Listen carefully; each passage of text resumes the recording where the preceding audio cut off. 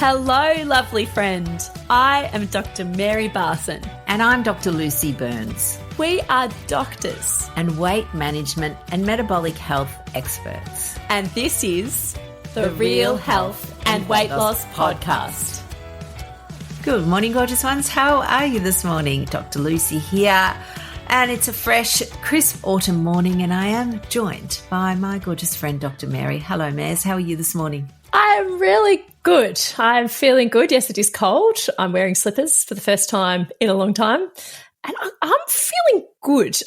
Yeah, we've all got our little vulnerabilities in life and the things that we're not so good at and struggles. For me, one of my main struggles is keeping my home organised, as I am a busy solo mum with a, wonderfully creative, clever, but scattered brain at times. And I've been tackling this over the last 6 months, and it just occurs to me lately that I've really made a big difference, just like little bits consistently here and there. Yeah, I just feel really good. I've got a lovely clear desk for the first time in ages, and I'm managing to keep it clear. So I'm kind of happy that, change is possible, even when it's something you're really not good at naturally. Yeah. And again, we sometimes use the gardening analogy for sort of weight loss. People will go for losing weight and then they kind of do things for a while and then stop. And it's very much like gardening, or in fact, decluttering your house. You do it, but you actually have to continue. Yes. It doesn't ever sort of stop. That's right. Which I think sometimes people feel a bit disappointed about. But honestly, if we recognize that it's just like gardening, or it's just like tidying your house, you do have to keep on top of it, or it just goes back to the way it was. Yeah, and having like systems and tools that make it easier to keep on top of is what I've allowed myself to experiment with, different systems. And now I've just got systems that work, and it's wonderful. Now people can come over and I don't have to spend 15 minutes massively hurriedly tidying up, so it doesn't look like a totally chaotic person lives here. Now they just come. I can swan around my house with modicum of pride. It's great. Yeah, absolutely. And again, it's that thing, it takes time to develop the habits around systems. And, you try something and it might work or it might not, or you think, yep, great, I found the magic cure. This is going to be great. And then you do that for a little while and it drops off, and you kind of have to, just constantly revisit. And experiment. So, yeah, I'm feeling good. That's my little musings today. Wonderful, wonderful. Well, I thought we might talk about, I thought we would call this podcast, why. So Why? Of the whys, why, by three wise women, except there's only two of us. So we've got two wise women. That's probably the equivalent of three wise men. I reckon. And let's talk a little bit about why. So we get asked a lot around, what happens in your programs. People will email us again, wanting to know details, which is great. We're always happy to share details, and we're very happy to talk about what happens. But we really like to talk about why things happen. Because when you ask why, there's a couple of things I think that it opens up. One is it opens up a level of curiosity, so that you're just asking why do we recommend the things we do, or why do we do the things we do, or as a participant, why do I eat the way I eat, or whatever it is. So it opens up some curiosity rather than judgment, but it can also be a powerful tool for change. Yep. Why power is very, very powerful indeed. Indeed. That was, I did an interview with Dr. Arun Deer a few months ago now, a bariatric surgeon, and he introduced us to that phrase that why power is more important than willpower. Knowing the why and understanding the why is very powerful. Not to dismiss the what, because you need a what, and any health and weight loss program will give you a what. They'll tell you what to eat. They'll tell you what to do, and you need a what. I think that's actually very, very important. But beyond the what, you also really need to know the why and the how. Yes, because if you just blindly follow the what without understanding why those recommendations exist, then you can lose your way. We were doing a little brainstorming of all the whys beforehand. And I think we've got a few that we're going to talk about today. But one of the most important things is to find out why do you recommend the things that you recommend? So we were also talking about, why hasn't anything worked before is another great why. And one of my favorite things is for people to really get down into the weeds of understanding why they eat in the first place, or why they might overeat in the first place, or why they might eat particular foods, or they might ask themselves, why is it that they have trouble with certain foods? So there's lots of whys. Lots of whys that are very, very important. And then I guess then the other one is, why do you want to change? Like, I always think you're the boss of you. This is all about empowerment. You have to know why you want to change. You don't want to change because, your doctor says you should change, or your husband says you should change, or your wife says you should change, or your mother. Like, it has to be about why you want to, because, you're a grown up and you're the boss of you. And at the end of the day, the only person who can really change is you. And the only person you can change is you. Absolutely. Let's dive into our first why. Why is it that we have our recommendations around nutrition, sleep, and stress management in particular? Our what is, a delicious, low-carb, real food lifestyle, managing your stress, managing your mindset, getting good sleep. These are like the core fundamental what's in our 12-week mind-body rebalance. These are the what's that we address. And I think it's really important to understand why these are our recommendations. We talk about this a lot, but why is low-carb real food so helpful and important? Yeah, so I think if we go back to the root cause of people who develop overweight or obesity, and I remember they're kind of medical topics. I know that the word obesity is pretty barbed and, makes people kind of take a breath. But if we just use that as a medical phrase, then the cause of that is not simple. There is no one cause, as we've talked many times. And anyone that tells you there is just this simple cause and therefore there is a simple solution, well, lie, pants on fire. It's multifactorial, but we do know that the majority of people who become overweight or develop obesity have insulin resistance as part of that picture. And so for us, it's like, right, insulin resistance, we've spoken a lot about that. And, what causes insulin resistance? Again, that's complex. But at the end of the day, if you go, right, if you have high circulating insulin in your blood, you cannot access your fat stores. You can't access them with any ease or any consistency because insulin stops fat breakdown. So, the medical word is it stops lipolysis. I love saying a lipolysis. It makes me sound clever, but it's really just you do fat sound breakdown. Super clever. I know, yes. So it stops. So high insulin, when your blood insulin level is high, you can't break down your fat. Like, that's just a fact. There's nothing, I don't need to dispute that with anybody because it's just how it works. That's right. So then we go, well, obviously what we would want to do then is lower insulin levels back to normal levels as much as easily as possible. And there's a number of ways to do it. In Australia, we have that funny phrase, many ways to skin a cat. There are many ways to lower insulin, but a simple way for us is to focus on whole foods that are lower in sugar and starch, aka low-carb real food. And it can be so delicious and fun and exciting when you know how. Yeah, absolutely. So that's our nutritional fundamental. As part of that, and it's sort of slightly separate but important, is to prioritize protein. And prioritizing protein doesn't directly lower insulin, really, but it does a number of other things that then help you lower insulin. And we know that by prioritizing protein, we are more likely to stay fuller for longer. Protein is quite hard for our body to digest. And what I mean by that is it takes a lot of energy. Remember, energy is measured in calories or kilojoules, but no one ever uses kilojoules. So it does. It takes a lot of calories to break down whole protein. And I kind of go, well, that's good. You're just lying around burning calories for free. Giving your metabolism a workout by eating some yummy food. It's great. Yeah.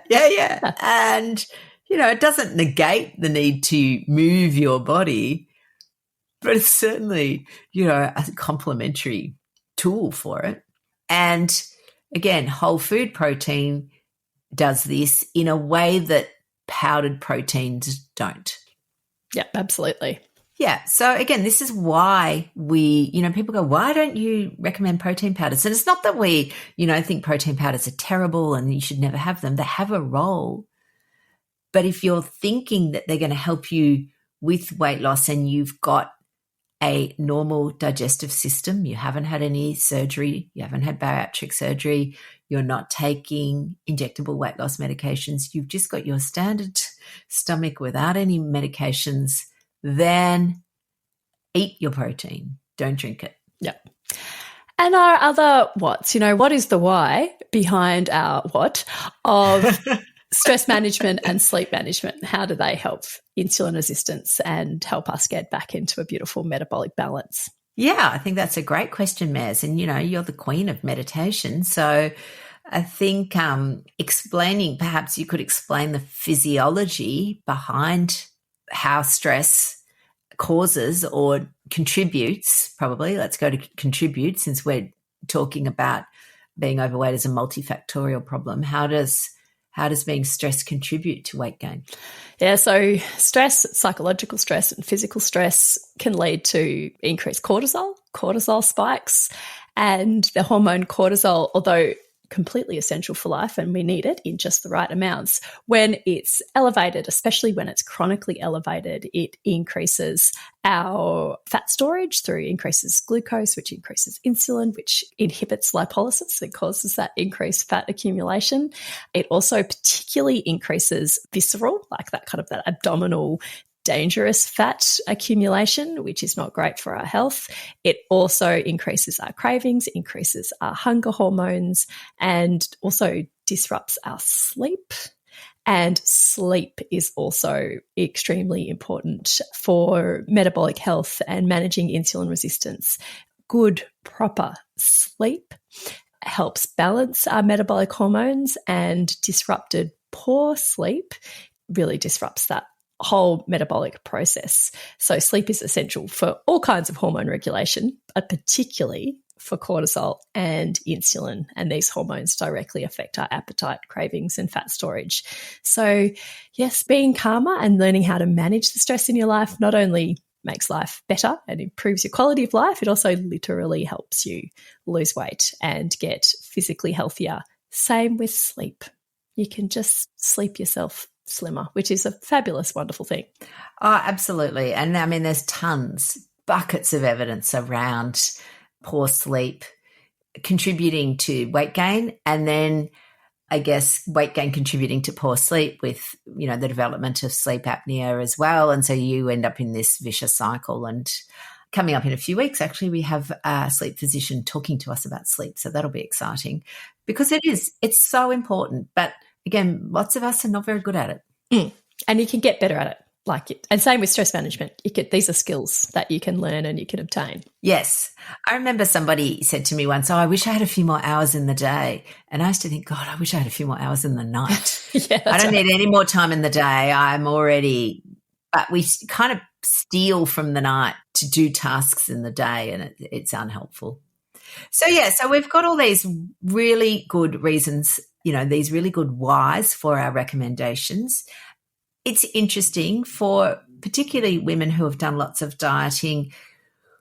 We still will often revert to the food as being the issue or the lever that we need to pull, when quite often the food or the nutrition is good. It's optimized, but the stress management isn't, or the sleep isn't, the busyness isn't.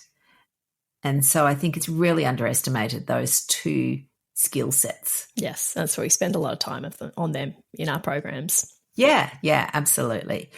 And then my favorite why that I love to talk about that, again, we spend, I would have to say the 12-week mind-body rebalance, I think really, really digs into this, but it's the why do you eat in the first place? Yes. All the reasons we eat. Yeah. And, of course there is some hunger. And again, you are allowed to be hungry. You are allowed to eat if you're hungry. Yes, please do. Hunger is not a character flaw. It is a metabolic process. And without hunger drive, the human species would not exist.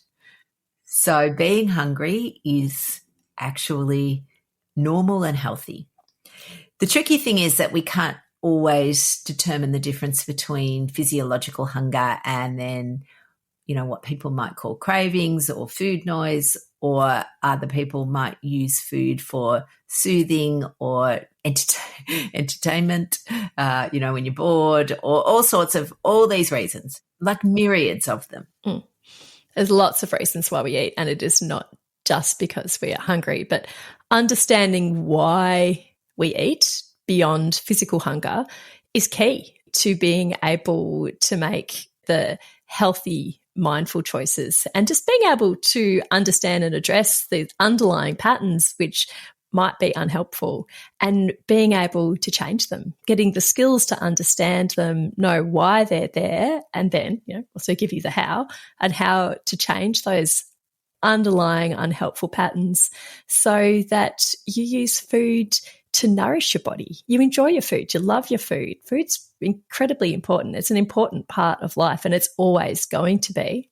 And you can learn to use food as a nourishment and not as, a punishment, entertainment, as, to treat boredom, to treat uncomfortable feelings, to treat sadness, to treat anxiety. You can learn other skills to deal with all of those perfectly valid, normal human emotions and human experiences, and you can learn to soothe those without using food. But first of all, it's absolutely key that you understand why. Why? Yeah, absolutely. Why? And, the interesting thing is that some of those whys, people will be listening and they go, oh, yeah, well, I already know that. I eat because I'm bored.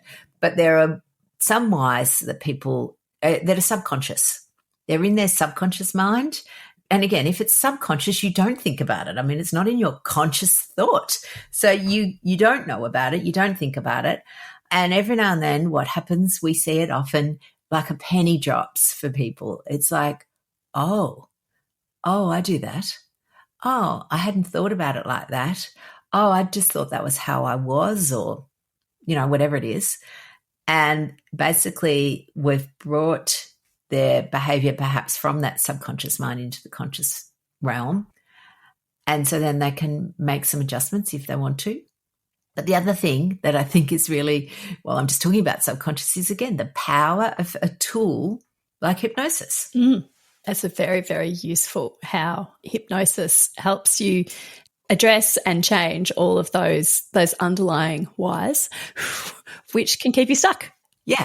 So we love hypnosis. For those of you who don't know, Dr. Lucy and I are trained medical hypnotherapists, and we use hypnosis in all our programs, and it's a beautiful, wonderful, relaxing, safe way to change your mind in really, really useful ways. Yeah, absolutely. So we've got if we go back to our list of whys, why do we recommend the things that we recommend? Why do we recommend our whats? We've got the why, why do people eat in the first place? And I think another why that is a really super useful tool for people is why do you want to change? Yep. Why do you want to lose weight? Why do you want to be healthier?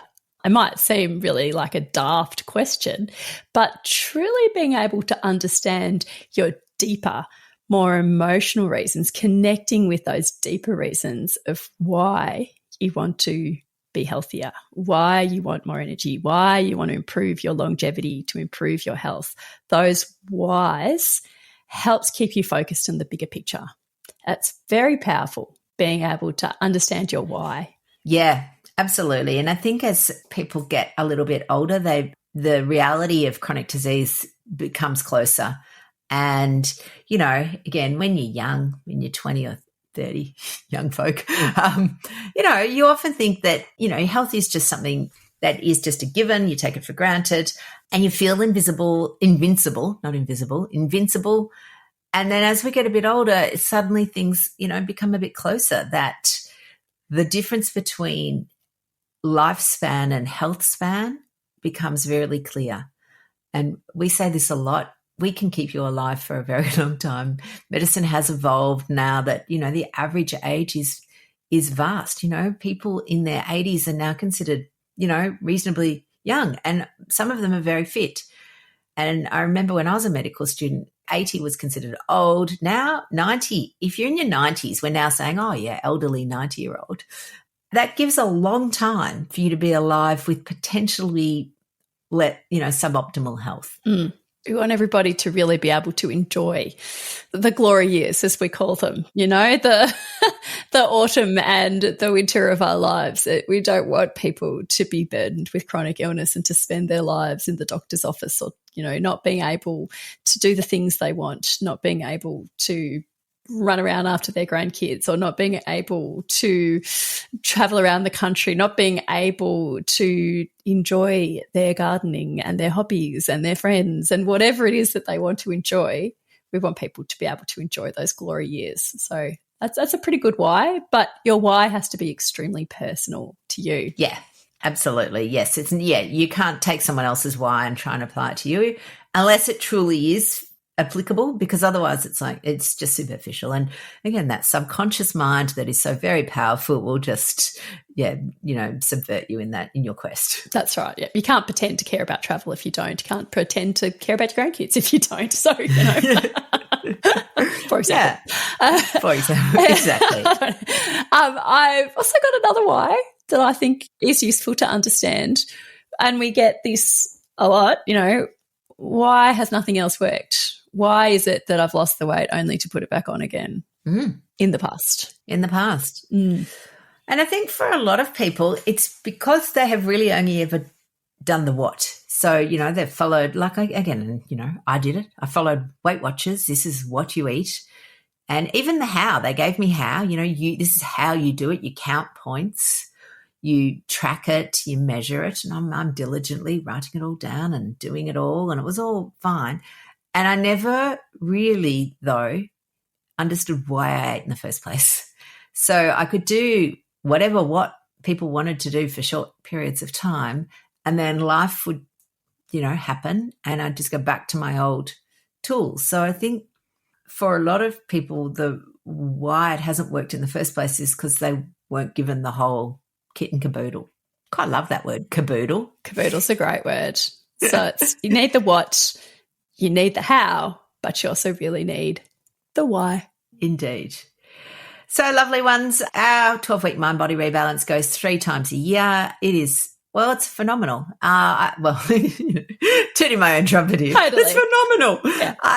We seem to get feedback about its phenomenality. Yeah, I'd say I would concur. Absolutely. I love it. It's wonderful, great work. Spending 3 months with beautiful people, really helping them transform body and mind. Indeed. With the how, the whats, and the whys. Absolutely. And, you can become a wise person too by following your why and joining us on the quest of whyness. So many options. Lovely ones. If you want to go check it out, you can go to our website at rlmedicine.com/12 capital WMBR. Or obviously all the links will be in the show notes, and we look forward to connecting with you. Bye now. Bye for lovely. See you. The information shared on the Real Health and Weight Loss podcast, including show notes and links, provides general information only. It is not a substitute, nor is it intended to provide individualized medical advice, diagnosis, or treatment, nor can it be construed as such. Please consult your doctor for any medical concerns.